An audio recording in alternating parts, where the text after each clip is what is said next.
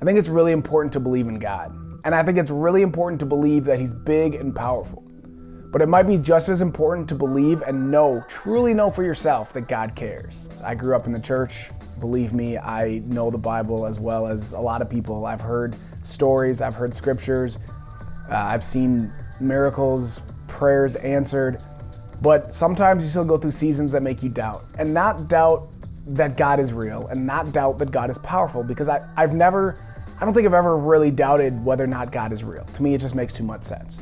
And I don't think I've doubted how powerful He is, because if you believe in God, that He created the heavens and the earth, then you gotta believe that He's powerful, right? He can do some things if He created everything we see, right? But for me, it was questioning, how much does He care? And not just necessarily in the grand scheme of things, because I don't think I've even doubted whether God cares about His people or about the earth or that He loves us. But sometimes it's hard to believe and really know, does He care about me?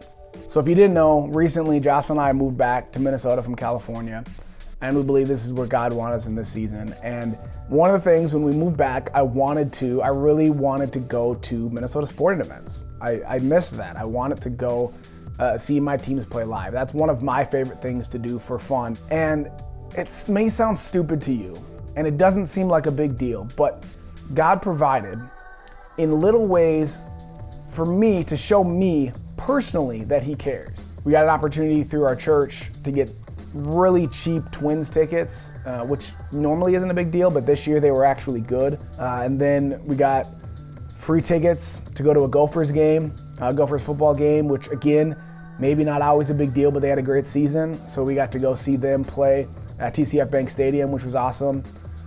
Tons of fun. And then actually ended up with Vikings tickets through my book. A lady I work with, Molly, if you watch this, thank you. I don't know if you'll ever see this, but if you do, thanks. We worked out a deal with kind of a book exchange for some of my books for she has season tickets to the Vikings. So we got to go to a Vikings game with some really good seats, which was incredible. My first game ever at US Bank Stadium. That was amazing. And then completely unexpected, I get an email at work through our Comcast rep trying to give away Wild tickets. And I'd never been to a Wild game, so we actually ended up free tickets and free parking to go to a Wild game one Saturday night. So since we've been back, we got to go to Twins, Gophers football, Vikings, and Wild game since we've been back, which is crazy awesome, and that's just about every season so far.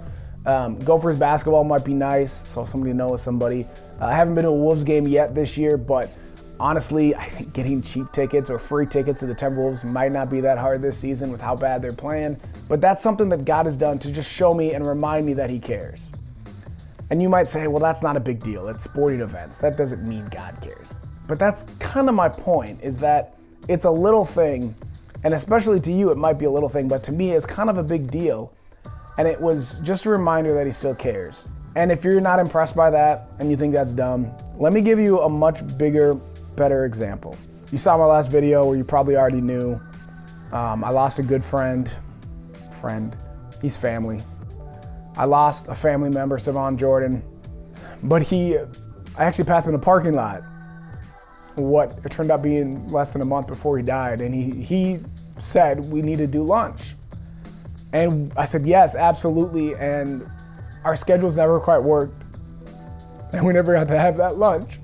But 2 weeks before he died, there was a Sunday, particularly rough Sunday, that just going through things and just mentally wasn't there and wasn't in a great place. And we were late to church, and we showed up, and walking into the sanctuary, into the theater, I could hear a familiar voice. We were late, and worship was already started on the last song, and it was Savon. He was singing, he was leading worship at our church at Northwest.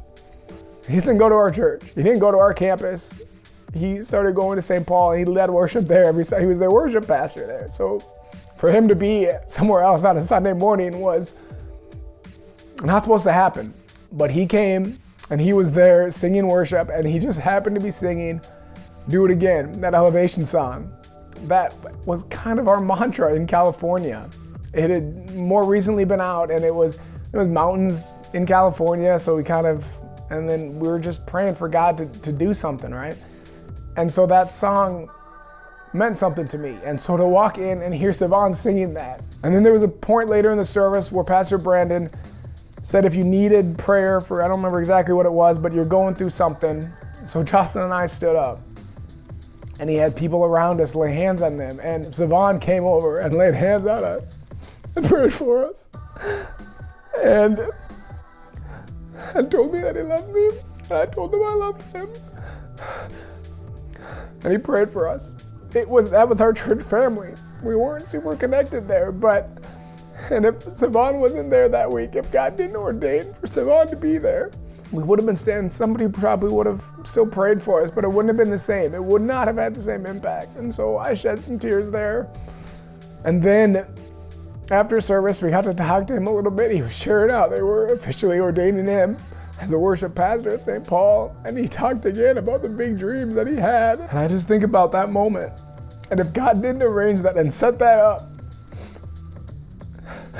and my last memory of Savon would be not working out our schedules to have lunch. But that's how much God cares. I don't know why Savon had to die at 26 years old. But I do know that God gave me that moment, that God cared enough to give me that moment with Savon, because he knew that would be the last time that I would see him. And I got to have that moment and give him a hug and tell him that I loved him. So if you don't care about sporting events, that's fine. Maybe that's not a big deal, and you could say that's not God, that's just coincidence.